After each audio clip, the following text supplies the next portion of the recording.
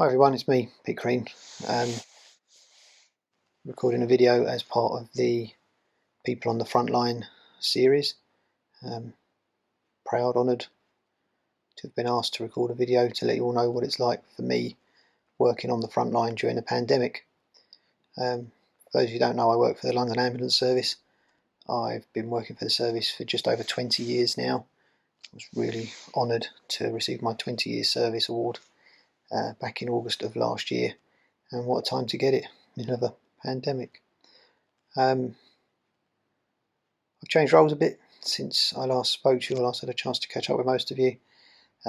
Whereas before I was a performance manager looking at overseeing dispatch of our resources in our South Emergency Operations Centre, looking at everything south of the Thames basically, and managing ambulance deployments and incident responses within that area. I am now an emergency planning trainee officer, a support officer, learning the role of emergency planning manager, and that's looking at the London Ambulance Service response to major incidents, large events, and oddly enough pandemics and other high risk activity. Well, what a year it's been. Obviously I had a chance to speak to you all back in February, March last year, just as we were entering into the pandemic.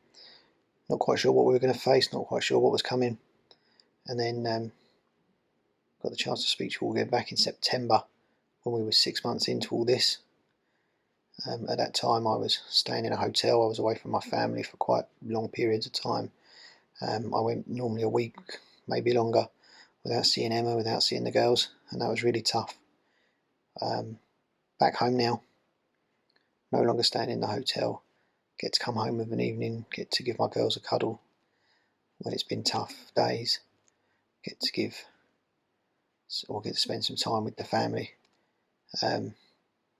which I think is a lot better for my mental health, a lot better for my mental well-being than it was being in the hotel.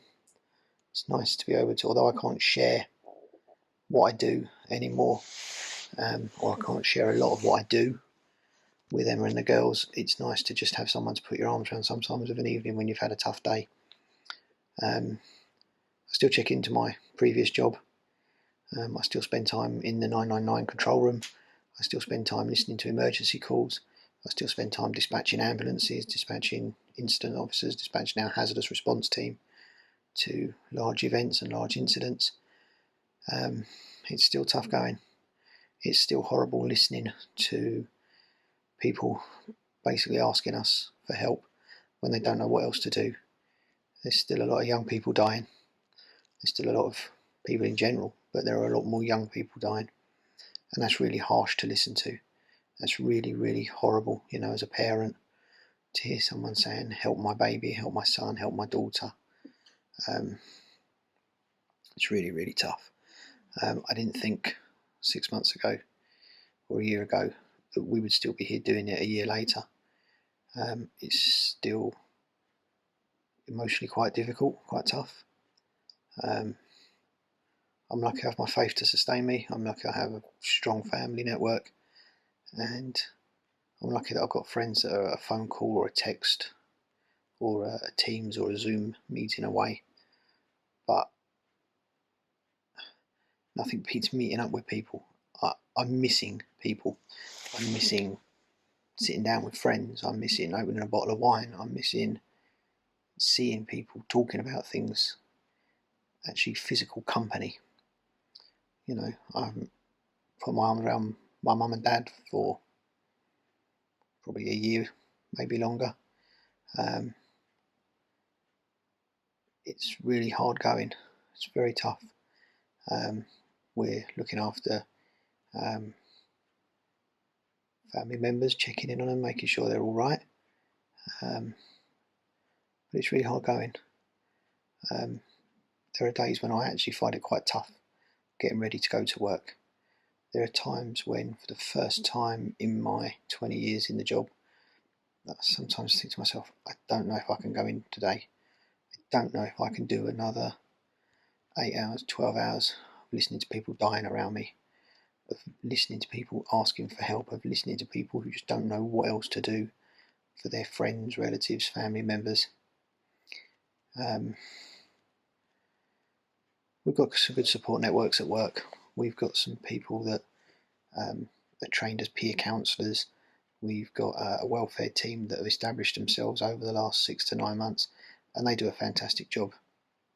And I know, obviously, I've got friends and family that are there to support me, and I know that I, along with my colleagues, friends, family in the NHS, have your prayers, have your blessings, have your wishes, and I know that you guys think about us, you pray for us, you look out for us, and that really is appreciated. I wonder sometimes if people understand quite how much it means to us sometimes. This morning I stopped off for a cup of coffee on my way into work, and there was a gentleman in the shop who said, "Don't worry, mate, I'll pay for that, thank you." And it's strange. It sort of, well, hang on a minute, I'm still in work, I'm still earning, I haven't stopped working for a year, yet this guy insisted on paying for my cup of coffee for me. Little moments like that still take you aback, still make you just stop and think and reflect that actually people do appreciate who we are and what we do and what we've been doing.